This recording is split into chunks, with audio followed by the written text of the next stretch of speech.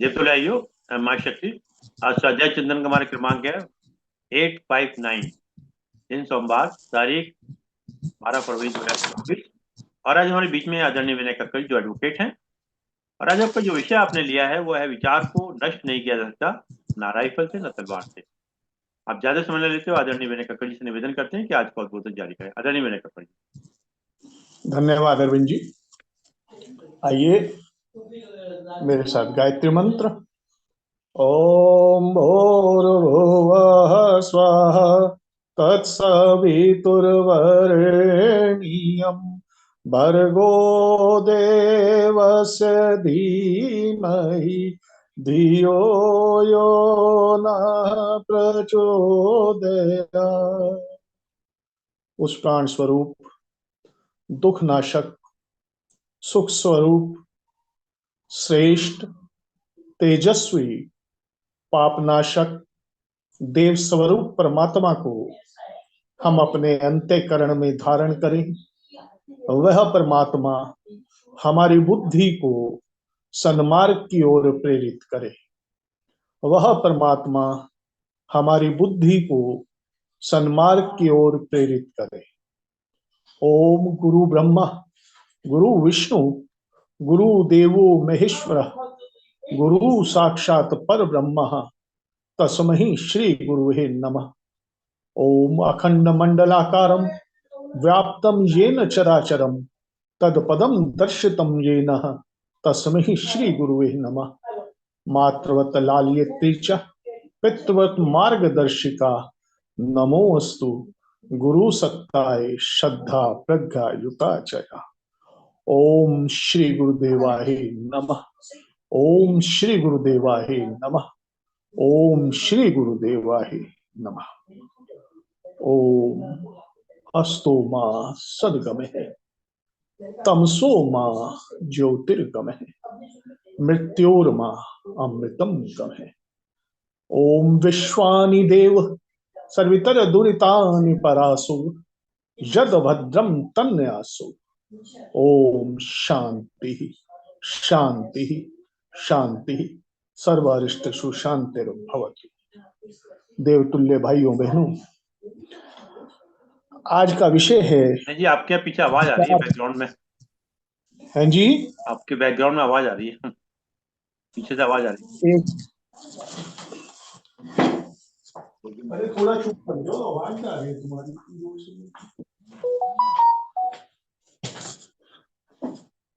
हाँ ठीक है, ठीक है। आज का विषय है विचार को नष्ट नहीं किया जा सकता राइफल और तलवारों से। आप सोचते होंगे कि आज विनय जी ने कहाँ राइफल और कहाँ तलवारों को बीच में ले आए। वास्तविकता है राइफल और तलवार तो कहने की बात है, भाव ये है कि विचार कभी मरता नहीं है।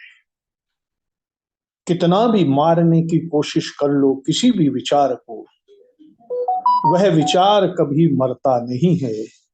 विचार सदैव सदैव ब्रह्मांड में रहता है और किसी ना किसी रूप में वह विचार आता रहता है, जाता रहता है, आता रहता है, जाता रहता है। ब्रह्मांड उन विचारों को अपने पास संरक्षित रखता है। विचारों का जो भी संप्रेषण होता है, वह संप्रेषण ब्रह्मांड में किसी ना किसी फ्रीक्वेंसी पर चला जाता है और उस फ्रीक्वेंसी पर वह विचार बना रहता है और हमेशा बना रहता है। विचार 200 वर्ष पुराना हो, विचार 1000 वर्ष पुराना हो, यदि ब्रह्मांड को दिया गया है, वह विचार आज भी ब्रह्मांड में किसी ना किसी फ्रीक्वेंसी पर जीवित है, तैर रहा है। किसी भी रूप में लाख प्रयत्न कर लीजिए, उस विचार को मारा नहीं जा सकता है। इसलिए मैंने कहा कि विचार की हत्या नहीं होती, राइफल और तलवारों से। आप कुछ भी करते रहिए, कितनी भी राइफलें चला लीजिए, कितनी तलवारें चला लीजिए, आप उस विचार को समाप्त कर ही नहीं सकते। एक बार जो विचार ब्रह्मांड को संप्रेषित हो गया, वह विचार ब्रह्मांड में तैरता रहेगा, तैरता रहेगा, तैरता रहेगा। लाखों लाखों लाखों लाखों मिलियंस एंड मिलियंस फ्रीक्वेंसीज पर ब्रह्मांड में लाखों मिलियंस एंड मिलियंस विचार तैर रहे हैं। और ये भी तय है कि विचार किसी ना किसी रूप में गाए बगाए आते जाते रहते हैं। आकर्षण का सिद्धांत है ये।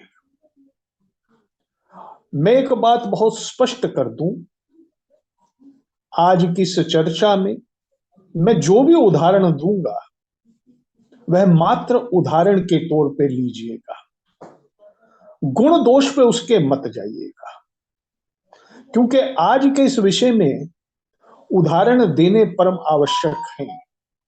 जब तक उदाहरण नहीं दिए जाएंगे यह विषय संपूर्ण हो नहीं सकता है। लेकिन मैं जो भी उदाहरण दूंगा आप उन उदाहरणों के गुण दोष में ना जाइएगा। मैं भी इस विषय पर बार बार आपको बताऊंगा बीच बीच में कि मैं इस विचार से किसी गुण दोष के आधार पर नहीं उस उदाहरण को दे रहा हूं। मैं सिर्फ और सिर्फ विषय को जस्टिफाई करने के लिए ही उदाहरण दूंगा। मसलन गांधी की हत्या हुई, गोडसे ने गांधी को मार डाला,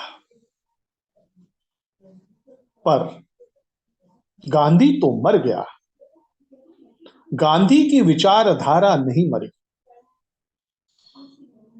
वह विचारधारा आज भी, गांधी के मरने के इतने साल पश्चात भी, आज भी जीवित है। और यहां तक कि मरा गोडसे भी नहीं,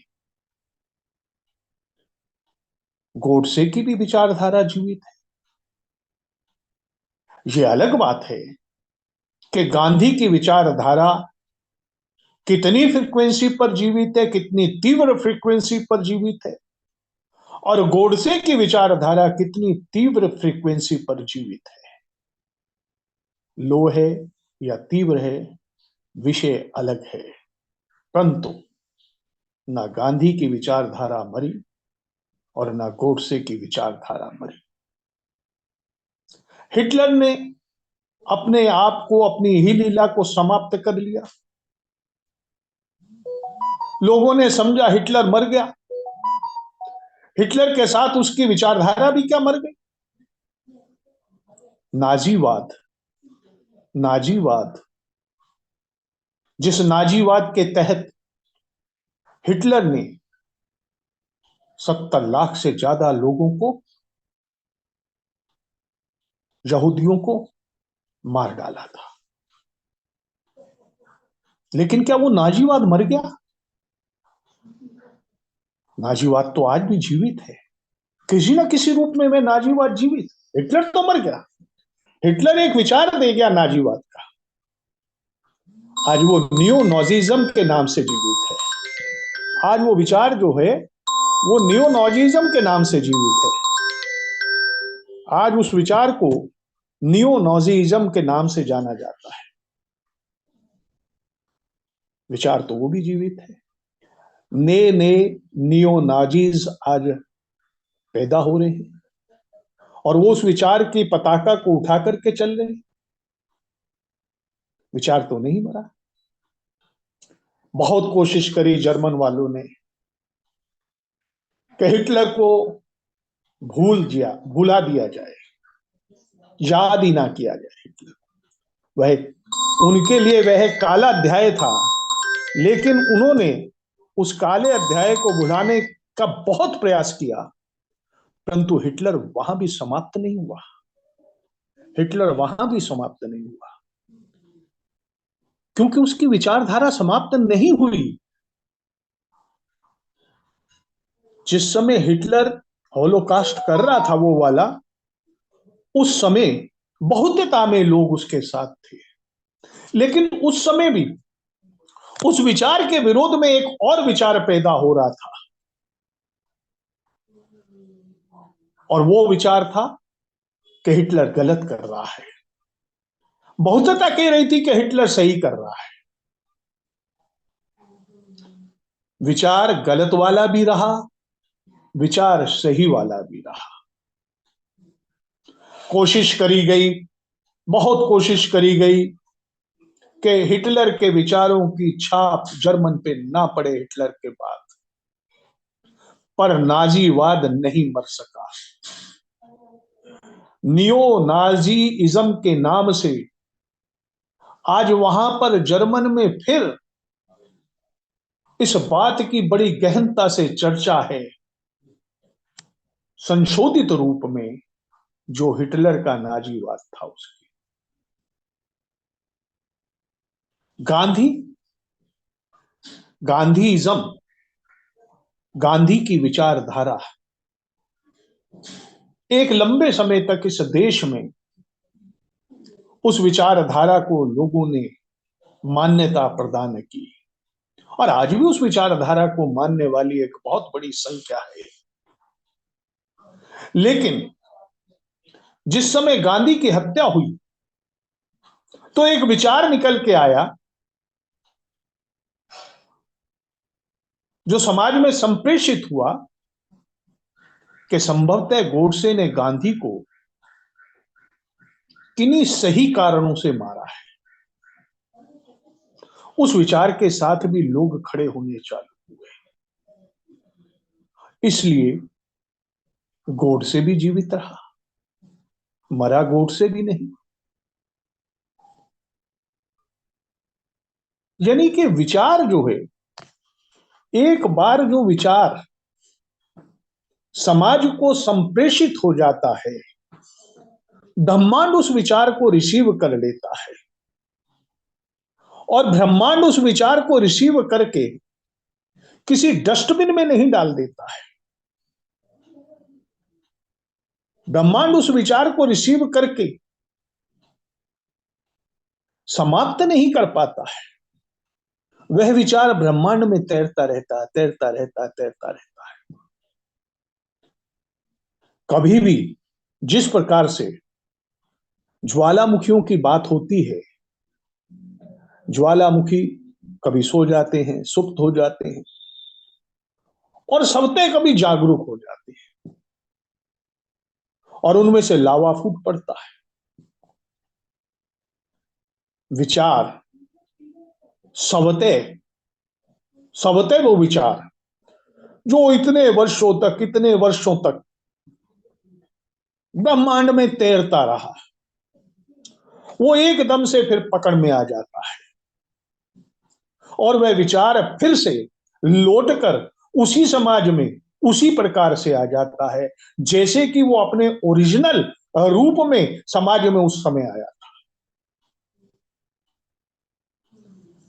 आप ना कैपिटलिज्म को मार सकते हैं, आप ना सोशलिज्म को मार सकते हैं।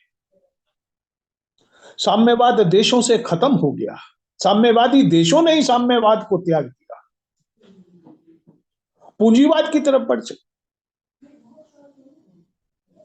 लेकिन क्या साम्यवाद समाज से, साम्यवादी सोच क्या समाज से समाप्त हो पाई? न हो पाई, न हो पाएगी। एक बार साम्यवाद का विचार संप्रेषित ब्रह्मांड को हुआ, ब्रह्मांड ने साम्यवाद को भी ले लिया, और उस समय साम्यवाद की चर्चा, कितने देशों में साम्यवाद को अपना लिया गया। लेकिन उस समय भी पूंजीवाद की चर्चा थी। जब साम्यवाद की चर्चा थी तो पूंजीवादी विचारधारा भी समाज में पलवित और पोषित होने लग रही थी। इसलिए पूंजीवाद का विचार भी ब्रह्मांड को संप्रेषित हुआ, कहीं धीरे कहीं धीरे कहीं धीरे, चलते चलते चलते चलते आज पूंजीवाद की स्थिति यह है कि आज हम कहने लगे कि इस समय विश्व हाइपर कैपिटलिज्म के दौर में चल रहा है। अति पूंजीवाद का दौर। लेकिन मित्रों, एक बात ध्यान रखना, न सोशलिज्म मरेगा, न साम्यवाद मरेगा, न पूंजीवाद मरेगा। इनके प्रवर्तक बेशक मर गए, जिन्होंने भी ये विचार दिया वो तो चले गए समाज से, पर याद रखिएगा, जो विचार समाज में संप्रेषित हो जाता है, ब्रह्मांड उस विचार को, जिस विचार को पकड़ लेता है, वह किसी ना किसी फ्रीक्वेंसी पर जाकर के सेट हो जाता है, और वही फ्रीक्वेंसी जिस समय दोबारा से कभी आप उस फ्रीक्वेंसी पर जाएंगे तो आपको वैसी ही सुनने को मिलेगी बात जो उस फ्रीक्वेंसी पर सेट है। अब इतनी फ्रीक्वेंसीज है ब्रह्मांड में। ब्रह्मांड क्या है? ब्रह्मांड ग्रहों से, नक्षत्रों से, गैलेक्सीज से, अंतरिक्ष है, उल्का पिंड है, ऊर्जा है, इन सारे के सारे अनेक अनेक तत्व हैं इस ब्रह्मांड में, जिस सबको मिला करके हम ब्रह्मांड कहते हैं। ये छोटी बात नहीं है। उन सबको मिलाकर के हमारे जितने ग्रह हैं, नक्षत्र हैं, पूरा अंतरिक्ष है, स्पेस है, ये सब ब्रह्मांड का पार्ट है। और सबसे बड़ी बात है, चेतना और ऊर्जा भी इसी ब्रह्मांड का पार्ट है। अब इस ब्रह्मांड में कोई चीज कभी नष्ट नहीं होती है, ये याद रखिएगा। आपने सुविचार दिया, सुविचार रहेगा। आपने कुविचार दिया, वह कुविचार रहेगा। सृजन भी रहेगा, विनाश भी रहेगा। सृजन और विनाश ये दोनों इस ब्रह्मांड के अंदर हमारे द्वारा दिए गए हैं, संप्रेषित किए गए। जिन्होंने सृजन का विचार दिया ब्रह्मांड को, वह सृजन का विचार दे करके सृजन प्राप्त कर रहे हैं, और जिन्होंने विनाश का विचार दिया, उन्होंने उसी विनाश को दोबारा दोबारा आमंत्रित भी किया है। आप जो इनपुट डाल रहे हैं ना ब्रह्मांड में, आउटपुट भी आप वैसा ही ब्रह्मांड से लेते हैं। ये ब्रह्मांड का एक बहुत बड़ा रहस्य है। इसलिए कहा गया ना, सद्विचार। क्यों? अगर हम ब्रह्मांड को सद्विचार देंगे तो समाज में सद्विचारों से ही समाज का उत्थान होगा। ब्रह्मांड वही सद वापस समाज को देगा। और यदि हम ब्रह्मांड को बुरे विचार देते हैं, कुविचार देते हैं, तो ब्रह्मांड भी उसी समाज को वह कुविचार वापस कर देगा, और उन्हीं कुविचारों का बोलबाला उस समाज में होने लगेगा। धीरे धीरे आप देखेंगे। अब यह अलग बात है कि कोई कुविचार कितनी जल्दी अपना असर दिखाता है और कोई सुविचार कितनी जल्दी अपना असर दिखाता है। उसकी तीव्रता और उसकी निम्नता दोनों ब्रह्मांड में जो समय की धारा है उस पर निर्भर करते हैं। और जिन्होंने वह विचार संप्रेषित किया है, उनके अंदर से कितनी तीव्रता से वह विचार निकला है, उतनी ही तीव्रता से वह विचार वापस भी आ जाता है। यह भी याद रखिएगा, उतनी ही तीव्रता से वह विचार वापस भी आ जाता है। कहा भी जाता है विचार जो है ये चुंबकीय होते हैं। विचारों में आपस में चुंबकीय तत्व हैं और इनकी एक चुंबकीय फ्रीक्वेंसी होती है। आकर्षण का एक बहुत बड़ा सिद्धांत है। जिन लोगों ने इस आकर्षण के सिद्धांत को समझा है वह जानते हैं कि आकर्षण का सिद्धांत, आकर्षण का नियम ये क्या है। विचार विचार को आकर्षित करता है। आप व्यष्टि रूप में अपने ही जैसे लोगों को, अपनी ही विचारधारा जैसे वाले लोगों को अपनी ओर आकर्षित कर लेते हैं। समष्टि रूप में समाज जिस प्रकार के विचारों के द्वारा पल्लवित और पोषित होता है, उसी प्रकार के कर्मों को अपनी ओर आकर्षित कर लेता है। आकर्षण का ये एक बहुत बड़ा सिद्धांत है। एक बात और जान लीजिए, इस ब्रह्मांड का सृजन जो हुआ ये भी विचार से हुआ है। एक विचार से आज जो वर्तमान दार्शनिक हैं, वर्तमान के वैज्ञानिक हैं, वो भी इसी बात को कह रहे हैं कि ब्रह्मांड का सृजन एक विचार के कारण है।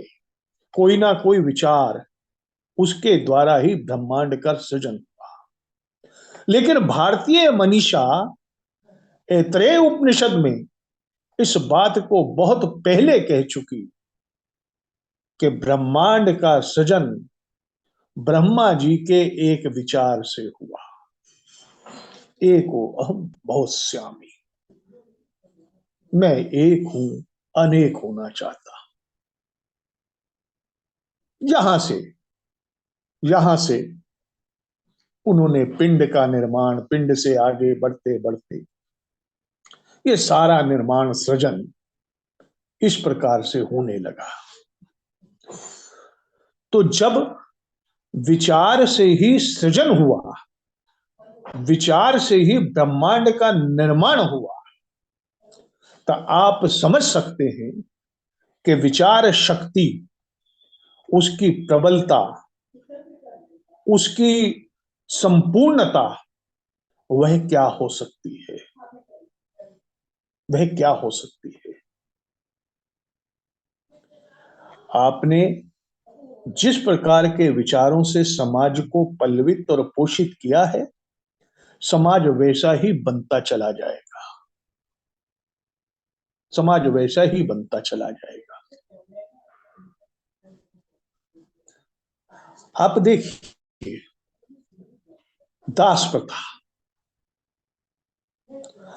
दास प्रथा गोरे लोगों ने, या यूं कहिए कि पैसे वाले लोगों ने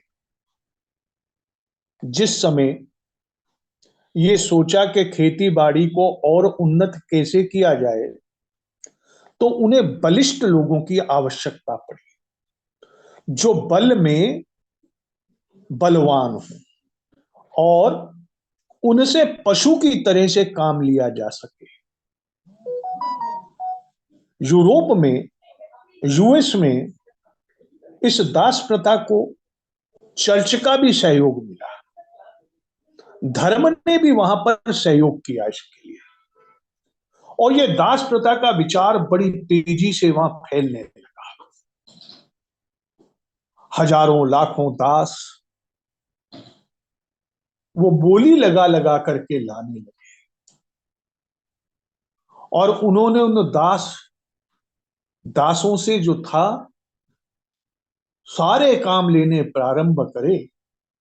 जिस तरीके से बैल को हंटर मारा जाता है, उसी प्रकार से उन दासों को मार मार करके, जैसे पशु को मार करके काम लेते हैं, ऐसे ही उन्होंने उन दासों से काम लेना प्रारंभ किया। लेकिन मित्रों, उस दास प्रथा के उस समय भी लोग, उन्हीं की जनरेशन में से, उन्हीं के समाज के लोग, उन्होंने आगे आकर के ये कहना प्रारंभ करा कि नहीं, ये अच्छी बात नहीं है।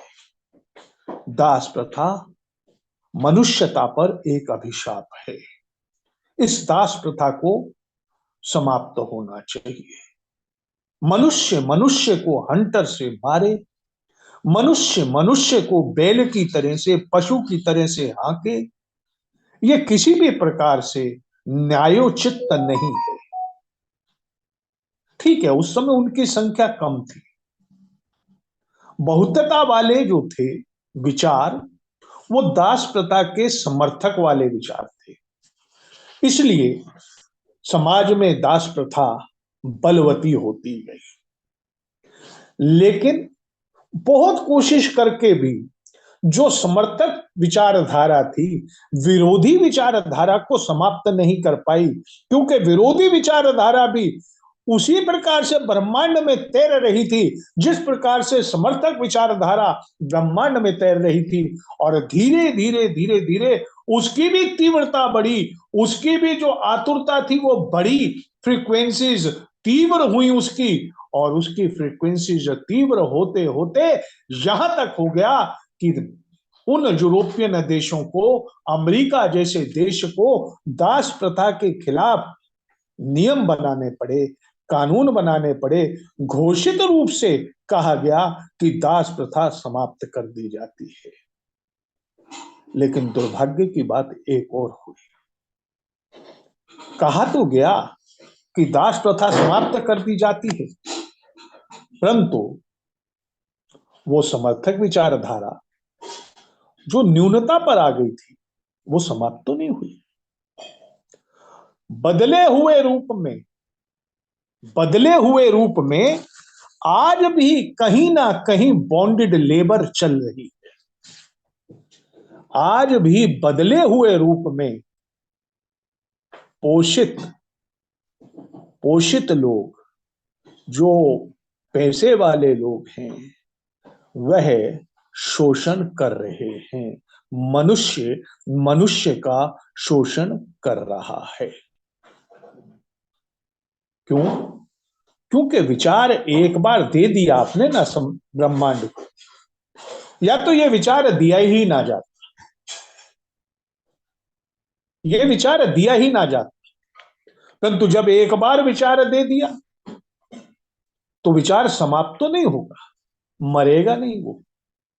आप लाख कोशिश कर लीजिए, कानून बनाइए, नियम बनाइए, तीव्रता उसकी कम हो सकती है, वह न्यूनता की ओर जा सकता है। लेकिन याद रखिएगा कि किसी भी समय उसकी न्यूनता खत्म होकर के फिर अधिकता की ओर भी वह बढ़ सकता है। क्यों? क्योंकि विचार की हत्या हो नहीं सकती राइफल और तलवारों से। ठीक उसी प्रकार जैसे सत्य की हत्या होती नहीं राइफल और तलवारों से, ये और बात है कि सत्य की हत्या के लिए एक बार हम जोर से बोल दें सत्य की जय जयकार, मरता नहीं मरेगा। विचार भी एक शाश्वत सत्य होता है। विचार भी एक शाश्वत सत्य होता है। सत्य और झूठ दोनों ब्रह्मांड में ही हैं। सत्य भी एक विचार से निकला है, झूठ भी एक विचार से निकला है। ना झूठ मर रहा है, ना सत्य मर रहा है। झूठ का भी अपना दरबार चालू है, सत्य का भी अपना दरबार चालू है। ये और बात है कि कभी सत्य की होती थी अधिकांशतः जय जयकार, आज हो रही है हर और झूठ की ही जय जयकार। और सत्य दबा दबा सा, खड़ा खड़ा सा, असहाय देख रहा है होती हुई झूठ की ही जय जयकार। परंतु परंतु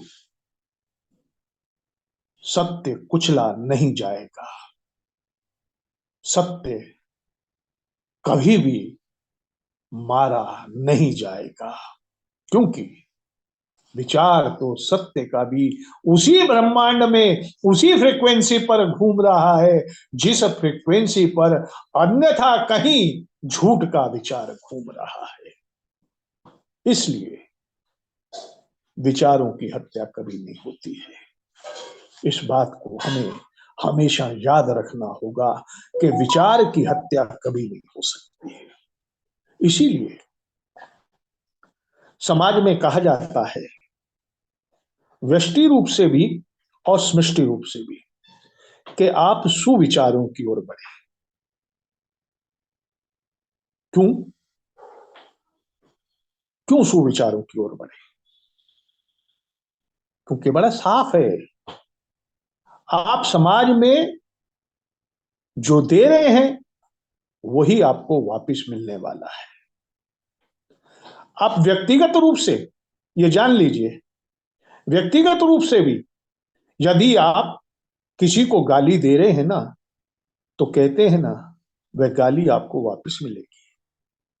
आप समष्टि रूप में भी अगर एक साथ खड़े होकर के कोई प्रार्थना कर रहे हैं ना, तो उस प्रार्थना के अंदर जो बल होगा वह उसी तेजी से आपके पास वापस आएगा, वह उसी तेजी से आपके पास वापस आएगा। तो सुविचार आपको अपने साथ रखने हैं। इसीलिए कहते हैं, अपने मन पर नियंत्रण करिए। आखिर इन विचारों का पोषक कौन है? मन। अब वो चाहे राजा का मन है, चाहे मंत्री का मन है, चाहे सत्ताधीशों का मन है, और चाहे आपका अपना मन है। अब यह है कि सत्ताधीश, उनकी बात बहुत तेजी से फैलती है। किसी महापुरुष का विचार बड़ी तेजी से फैलता है। एक साधारण मनुष्य का विचार उतनी तेजी से नहीं फैलता है। लेकिन साधारण मनुष्य का विचार भी समाप्त तो नहीं होता है। आतुरता महापुरुषों के विचार की बड़ी विशाल होती है, इसलिए वो जनमानस को बड़ी तेजी से प्रभावित करते हैं। जिस समय हमारे देश में विधवाओं के साथ अत्याचार अनाचार होता था, तो स्वामी दयानंद सरस्वती एक विचार लेकर के आए और उन्होंने समाज को वो विचार संप्रेषित किया कि विधवा, इनको अछूत मत समझो, विधवाओं को इस प्रकार का व्यवहार मत दो कि वो समाज से टूट जाएं, वो समाज से अलग थलग हो जाएं। इनके साथ जो कुछ भी हुआ है वह भी उसी परमात्मा ने किया है जो परमात्मा आपके साथ है। आत्मवत् सर्वभूतेषु का भाव, तो उन्होंने उसी भाव को लेकर के विधवाओं के विवाह की बात कही। वह विचार भी फैला समाज में। महापुरुषों के किए हुए विचार बड़ी तेजी से असर दिखाते हैं। आप देखिए, हमारे गुरु पंडित श्री राम शर्मा आचार्य जी ने गायत्री को पुनर्जीवित किया एक प्रकार से। गायत्री तो थी, विश्वामित्र के द्वारा गायत्री को स्थापित किया गया था। विश्वामित्र जी के दौर में गायत्री बड़ी तेजी से समाज में रही हो, लेकिन धीरे धीरे धीरे धीरे गायत्री का विचार किन्हीं कारणों से, किन्हीं लोगों की वजह से, किन्हीं दुर्विचारों की वजह से वो समाज में न्यूनता की ओर आता गया, न्यूनता की ओर आता गया। लेकिन विचार था समाज में। गुरुदेव ने उसी विचार को प्रबलता के साथ जब पुनः समाज को संप्रेषित किया, तो गायत्री को कहा गया कि गायत्री जनमानस की गायत्री हो गई। गुरुजी ने गायत्री को पुनर्जीवित कर दिया। कैसे? क्योंकि वो थी समाज में। आज जो कुछ भी जितनी भी खोज समाज में हो रही हैं, जितने भी इन्वेंटर्स ने खोज करी हैं, वह थी समाज में, ब्रह्मांड में वह सब था। ग्रेविटी का सिद्धांत ब्रह्मांड में था। न्यूटन ने सिर्फ उस ग्रेविटी के सिद्धांत को ब्रह्मांड से निकाल करके, खोज करके हम सबके समक्ष रख दिया। जो भी सिद्धांत हैं, जितने भी सिद्धांत आज बने हुए हैं, ये सब किसी ने अपने से नहीं बनाए हैं। ये सारे के सारे ब्रह्मांड में मौजूद थे, बस उन्होंने अपने ज्ञान के द्वारा उस ब्रह्मांड से, उस सिद्धांत को उस फ्रीक्वेंसी से निकाल करके समाज के सामने रखा है। इसलिए खोज तो कही जाएगी कि उन्होंने ही करी है, क्योंकि उस सिद्धांत को वो लेकर के आए ब्रह्मांड से, लेकिन वह सिद्धांत ब्रह्मांड में मौजूद था।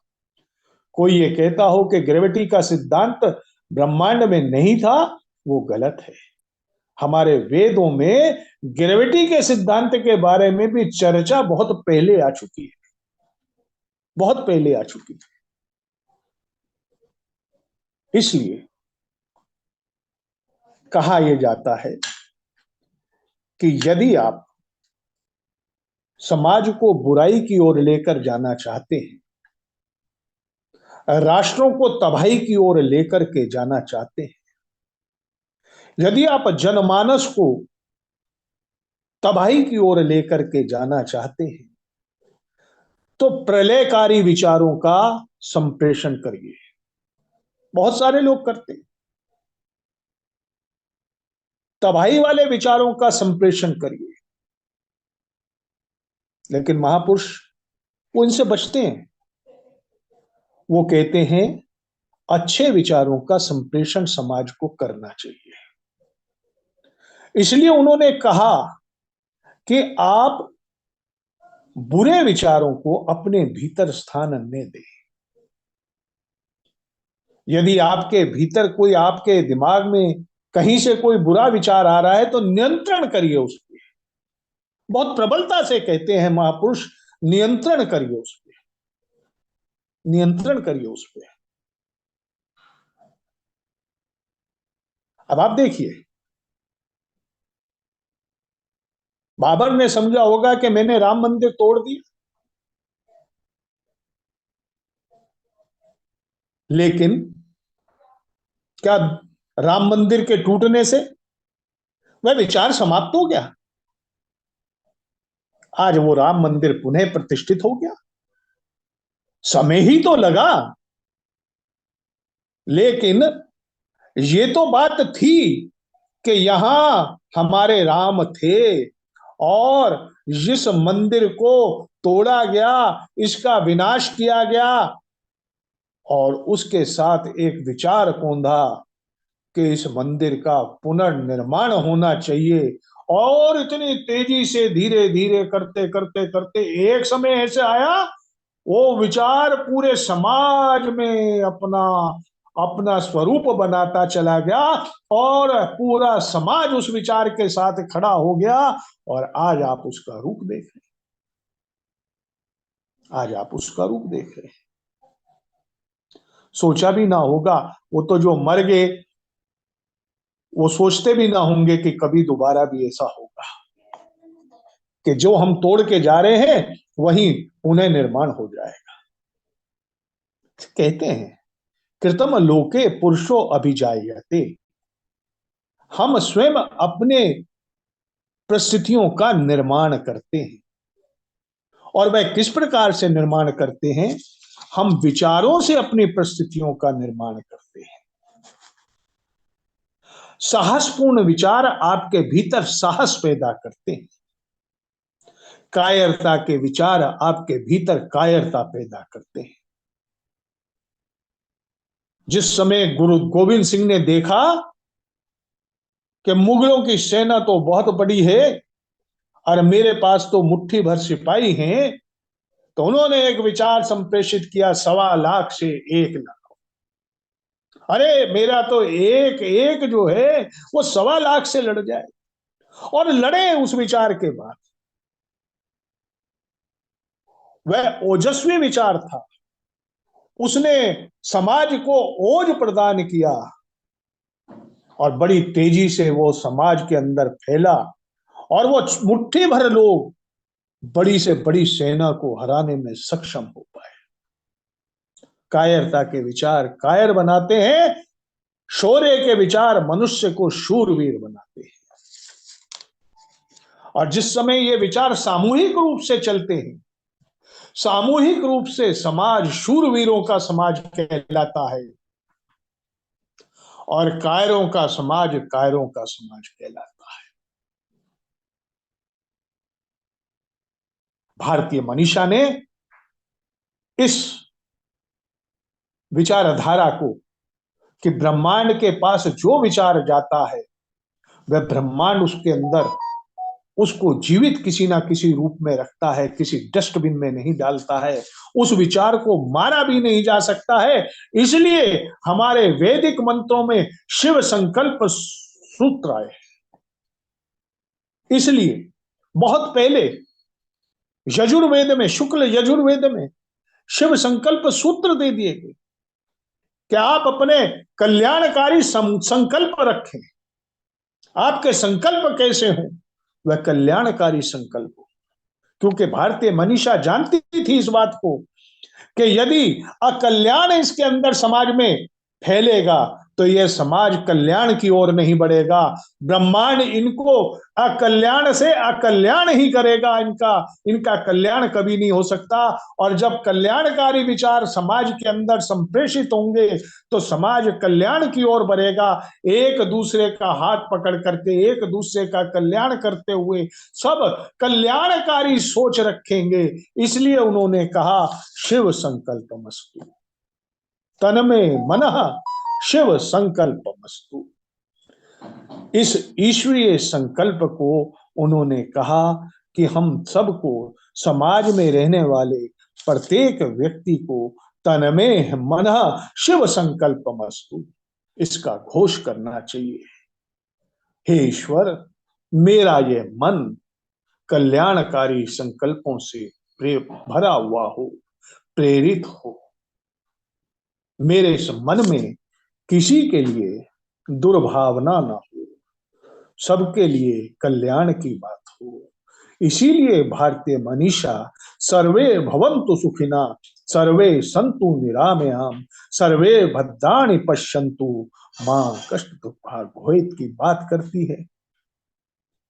भारतीय मनीषा ने कभी भी विनाश के लिए नहीं कहा है, क्योंकि हम जानते हैं, हमारे ऋषि मुनि जानते थे कि यदि विनाश के विचार समाज को दिए जाएंगे तो यह समाज विनाश की ओर अग्रसर होगा। और यदि कल्याणकारी सूत्र समाज को संप्रेषित किए जाएंगे, इस ब्रह्मांड में छोड़े जाएंगे, तो यह समाज कल्याण की ओर बढ़ेगा। इसलिए उन्होंने यज्ञ करते समय तन में मना शिव संकल्पमस्तु, शिव संकल्प सूक्त की आहुतियां देनी चालू करी सामूहिक रूप से। जहां जहां यज्ञ होते वहां इन सूक्त के मंत्रों की आहुतियां डाली जाती। आहुतियां डालने से क्या असर होता? हर एक के हृदय से एक भाव निकलता, यह कि हे ईश्वर, मेरे मन में कल्याणकारी संकल्प हो, मैं बुराई की ओर न बढ़ूं, मैं अच्छाई की ओर बढ़ूं।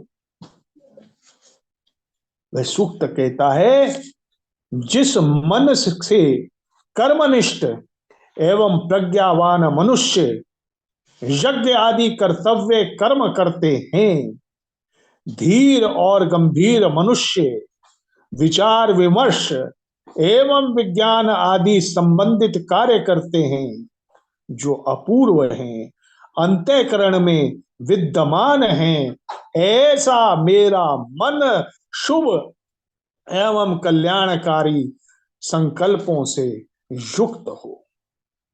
ये मैंने केवल एक मंत्र का भावार्थ बताया है आपको। भारतीय मनीषा, भारतीय वेद, जो भारत का सबसे प्रारंभिक ज्ञान है, उसने तो शुरू में ही इस बात को समझ लिया था कि इस ब्रह्मांड में समाप्त कुछ नहीं होता है। अतः ब्रह्मांड को उन्होंने यही प्रार्थनाएं दी, इसी प्रकार का सब समाज को संदेश दिया कि हम सब मिलकर के व्यक्तिगत रूप से भी, सार्वजनिक रूप से भी समाज को जो विचार संप्रेषित करें वह सुविचार हो,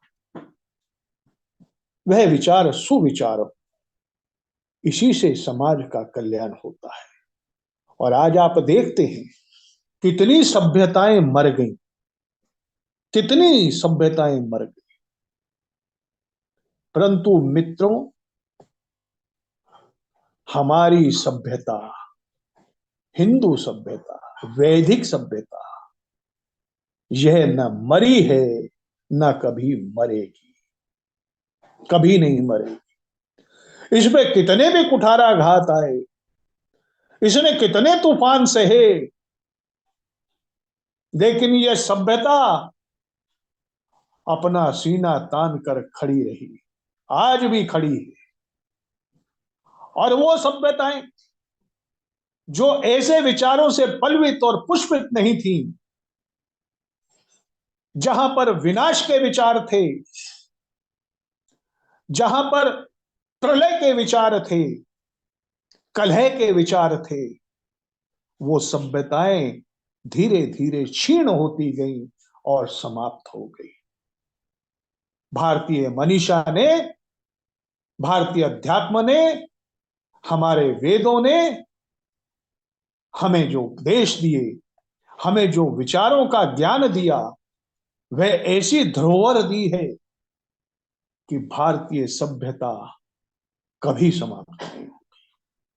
वो कह तो गया कि क्या बात है कि हस्ती मिटती नहीं हमारी, पर उसे भी नहीं पता था कहने वाले को, इकबाल को, कि अरे इनकी हस्ती मिटती क्यों नहीं, कितनी कोशिश इनकी हस्ती को मिटाने की हुई, पर इनकी हस्ती मिटी नहीं और ना मिट पाएगी, ना कोई मिटा पाएगा। क्योंकि हम आज भी चिंतन करते हैं इस बात का कि तन में मन शिव संकल्प मस्तु, हमारे विचारों में, हमारे मन में कल्याणकारी विचार हो, हमारे मन में कल्याणकारी संकल्प हो, तभी तो हम जीवित हैं। ब्रह्मांड हमारे को वही का वही वापिस कर रहा है। आप किसी को गाली देकर के तो देखिए, आप किसी को बद्दुआ देकर के तो देखिए, आप किसी के लिए बुरा सोच के तो देखिए। इसलिए हमारे हमारे लिए कहा जाता है, हम कहते हैं as you sow so shall you reap, जो बोओगे वही काटोगे। याद रखना, आपने गाली दी है तो ब्रह्मांड में आपकी गाली भी घूम रही है। याद रखना, आपने कोई बद्दुआ दी है तो बद्दुआ भी उसी ब्रह्मांड का ही पार्ट बन रही है। और निश्चित रूप पे जैसा इनपुट वैसा आउटपुट, आपके लिए भी कोई वैसे का वैसा ही बोलेगा। इसलिए हमारी मनीषा यह कहती है कि आप अच्छे विचारों को पोषित करें और समाज में भी अच्छे विचारों को संप्रेषित करें। जिस समय समाज में आप सुविचारों को संप्रेषित करेंगे, तभी वो समाज ओम अग्नि नय सुपा सुपथा राय अस्मान विश्वानि देव वायुनानि विद्वा युयोधस्म जहुराण में भूइष्टाम ते नमोक्तिम विदेमा, उस रास्ते पर चलेगा। तभी आपके मन से निकलेगा ओम विश्वानि देव सवितर दुरितानि परासु यद भद्रम तन्यासु। और फिर हम तो कहते हैं ना, हमारे पास तो सबसे बड़ी धरोहर हमारी गायत्री माता है, हमारा गायत्री मंत्र है। हर हिंदू के पास वो धरोहर है। वो क्या है? उस प्राण स्वरूप, दुख नाशक, सुख स्वरूप, श्रेष्ठ, तेजस्वी, पापनाशक देव स्वरूप परमात्मा को हम अपने अंतःकरण में धारण करें। वह परमात्मा हमारी बुद्धि को सन्मार्ग की ओर प्रेरित करे। किसकी ओर? सन्मार्ग की ओर प्रेरित करे। कितनी बड़ी प्रार्थना, कितनी बड़ी स्तुति, कितनी बड़ी आराधना! इससे अच्छा क्या हो सकता है? क्यों क्यों हमारे मनीषियों ने कहा कि आप ये कहिए ईश्वर से? क्यों हमारे मनीषी कहते हैं कि आप निरंतर गायत्री का जाप करिए? क्यों कहते हैं? क्योंकि यहीं का खेल जो है, सारा का सारा यहीं से सृजन है, यहीं से समाज का विनाश है। मित्रों, ये जो हमारा हमारा ही जो अंतरकरण है, इसमें बैठा मन बुद्धि का जो खेल है, यही सृजन करने वाला है, यही विनाश करने वाला है। जब राजा को यही बुद्धि गलत रास्ते पर ले जाती है, तो राजा समाज का विनाश की ओर ले जाने वाला बनता है। और जब राजा को यही बुद्धि सृजन की ओर ले जाती है, तो राजा भी समाज को सृजन की ओर ले जाने वाला बनता है। और ये कहां से होता है? ये विचार शक्ति है, ये विचार है। इसीलिए गुरुदेव ने, पंडित श्री राम शर्मा आचार्य जी ने विचार क्रांति अभियान की बात कही कि विचारों से एक नई क्रांति का उदय होगा। वह उदय क्यों हो सकता है? विचारों से क्या होगा? उस उदय से एक नए समाज का निर्माण होगा, एक शिष्ट समाज का निर्माण होगा, श्रेष्ठ मानवों का निर्माण होगा, श्रेष्ठ समाज का निर्माण होगा। क्यों? क्योंकि आप सब मिलकर के जो विचार ब्रह्मांड को संप्रेषित करेंगे, वह विचार, वही विचार उस सृजन का, उस श्रेष्ठता का, उस निर्माण का द्योतक बनेगा, जिसके लिए आप उस विचार को समाज में संप्रेषित कर रहे हैं। बढ़िए सुविचारों की ओर। जानिए कि बुरे विचार भी समाज में अगर आप डालते रहेंगे, डालते रहेंगे, डालते रहेंगे, हत्या उनकी भी नहीं होगी, जीवित वो भी रहेंगे और अपना असर वो भी दिखाएंगे। इसलिए मैंने आज का विषय लिया, विचारों की हत्या हो नहीं सकती राइफल और तलवारों से। आप काट नहीं सकते उस विचार शक्ति को। वह विचार जीवित रहेंगे, जीवित रहेंगे, सृजन के भी जीवित रहेंगे, विनाश के भी जीवित रहेंगे। तीव्रता जिसकी जितनी होगी, रिटर्न भी वैसा ही मिलेगा। सृजन के विचारों की तीव्रता है, सृजन की ओर जाएंगे। विनाश के विचारों की तीव्रता है, विनाश की ओर जाएंगे। अगर समाज में आप कलह के विचार डाल रहे हैं, समाज कलह की ओर जाएगा। प्रेम के विचार डाल रहे हैं, सामंजस्य के विचार डाल रहे हैं, सहयोग के विचार डाल रहे हैं, समाज सहयोग, सामंजस्य और प्रेम की ओर बढ़ेगा। इस बात को हम सबको याद रखना चाहिए।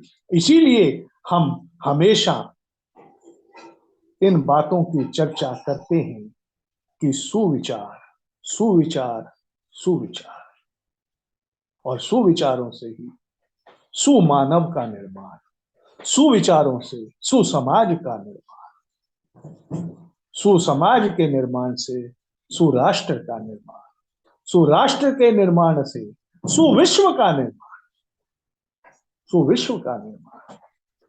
आज विश्व में चहुओर अशांति, क्योंकि अपने विचारों में अशांति है। जिस समय हम विचारों में शांति की ओर लेकर के चलेंगे, विश्व भी शांति की ओर बढ़ेगा। जान लीजिए।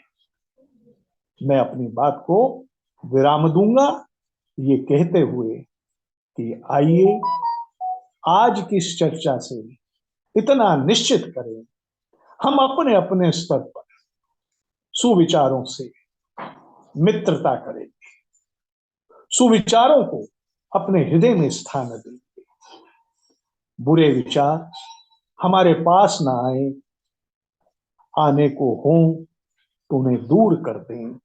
जिस प्रकार से आप अपने कपड़े से मिट्टी को झाड़ते हैं, उसी प्रकार से अपने से बुरे विचारों को झाड़ करके दूर करें।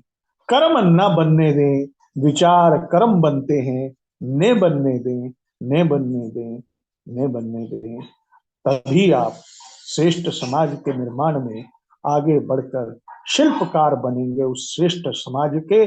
गुरुदेव ने अनेक ऐसे शिल्पकारों की बात कही है, वो इसी वजह से कही है कि सुसमाज का निर्माण के लिए जो शिल्पकार होने चाहिए, वह भी सुविचारों से पोषित पल्वित शिल्पकार होने चाहिए।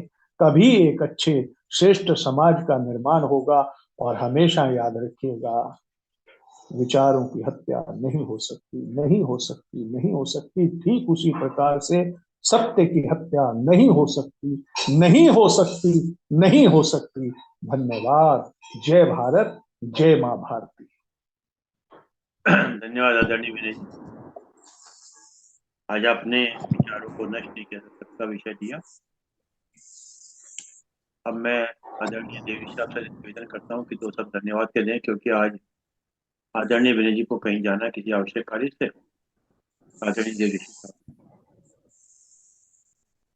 साहब पहले की तरह ये विषय ऐसा चुनते हैं कि बिल्कुल एक विचार विचार क्रांति आ जाती है। वो विचारों की बात हुई तो वही मुझे बार बार वही याद आ जाता है कि अरविंद जी हमेशा कहते हैं कि क्रांति विचार क्रांति। और सबसे बड़ी बात जो ये हर चीजें बताते जा रहे थे और अंत में भी आपने कहा, ये अपने व्यक्तिगत जीवन में भी आपने पता नहीं इसको अनुभव किया कि नहीं। मैं तो इसको अपनाने के बाद अपनाने पर इतना अनुभव करता हूँ, परिवार से लेके बाहर से लेके समाज में लेके इतना जबरदस्त फर्क पड़ता है। और अवस्था एक बार ऐसी आ जाती है कि आपने कहा विचार आए और उसको झाड़ दो। और और लेकिन बार बार झाड़ने के बाद एक अवस्था आ जाती है और बुरा विचार आना ही बंद हो जाता है। आपको सब कुछ अच्छा ही लगता है, वो बुरा विचार आता ही नहीं है। और इतना अद्भुत होता है। और इसका मैंने अपने जीवन में ही देखा है। आपको उदाहरण देता हूँ। हमारी वाइफ बीमार होने से पहले, जाने से पहले हमारे घर में आपस में कुछ ऐसा चल रहा था। तो मैंने अपने उसको कहा भाई ये कुछ अनर्थ होने वाला हमारे घर में। बोला, आप कैसे क्या? मैं कहा पता नहीं, मतलब ये जो नेगेटिविटी अगर आती है, अगर बुरे विचार आते हैं तो उसकी कोई वजह है।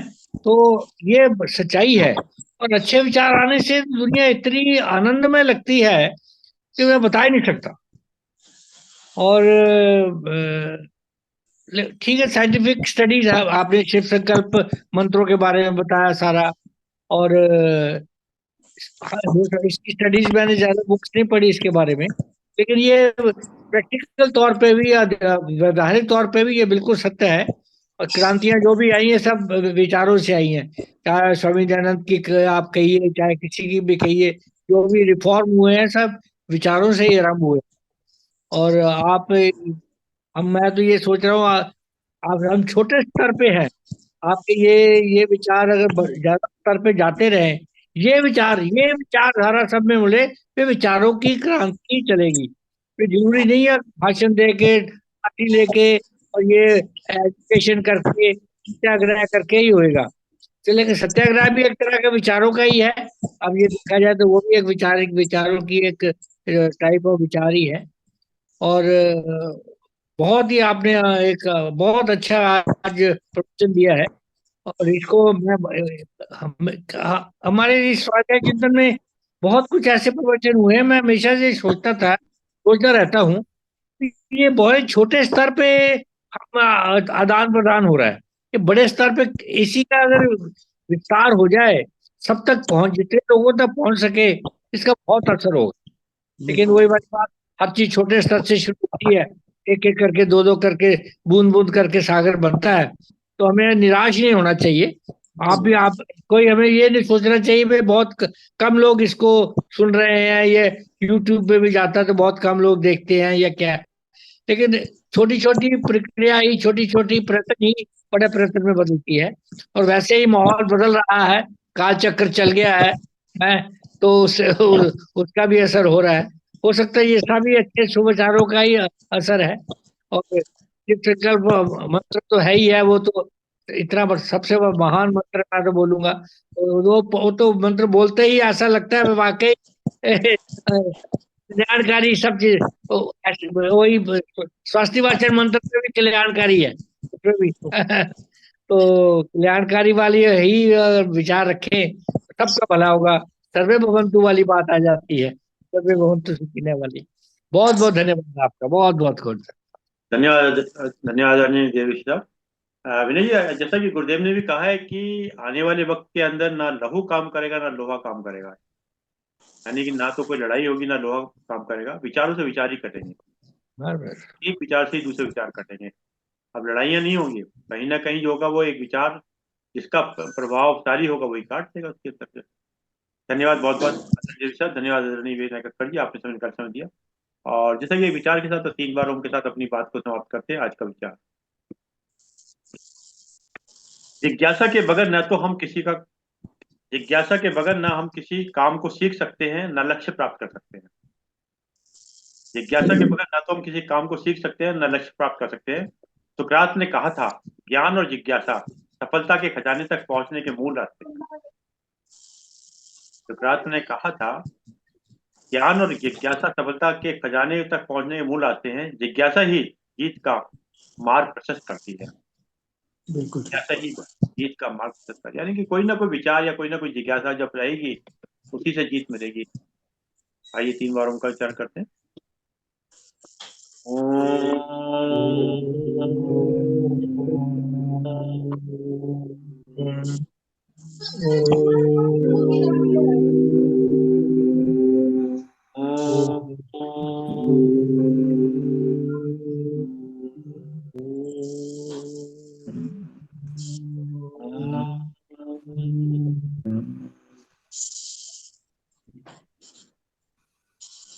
शांति शांति शांति।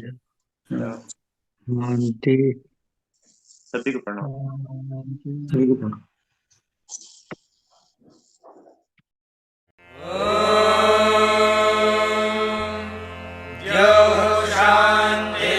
शान्तिरन्तरिक्षं शान्तिः पृथिवी शान्तिरापः शान्तिरोषधयः